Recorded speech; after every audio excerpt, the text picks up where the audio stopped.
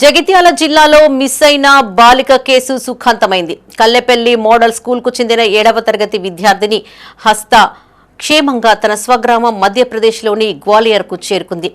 కేవలం 24 గంటల్లోనే దర్ఫాన్ police app సహాయంతో విద్యార్థిని ఆచూకీ గుర్తించిన జగిత్యాల పోలీసులు తల్లిదండ్రులకు సమాచారం అందించారు. సన్నిహిత స్నేహితురాలు మరో పాఠశాలలో చేరడంతో ఒంటరితనానికి గురై ఎవరూ తమను పట్టించుకోవడం లేదన్న మనస్తాపంతో ఆమె ఇంటి నుంచి వెళ్లిపోయినట్లు ఎస్ఐ ఉమాసాగర్ తెలియజేశారు.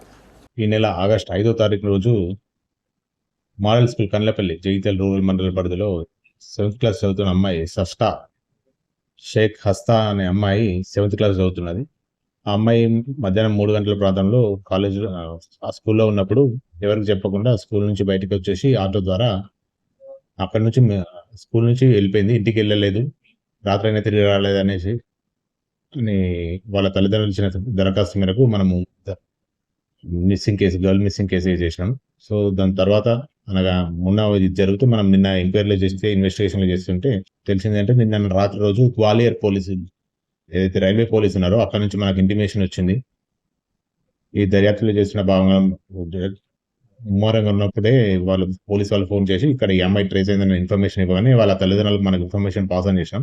సో గ్వాలియర్ అనేది ఆ అమ్మాయి వాళ్ళ సొంత ఊరు.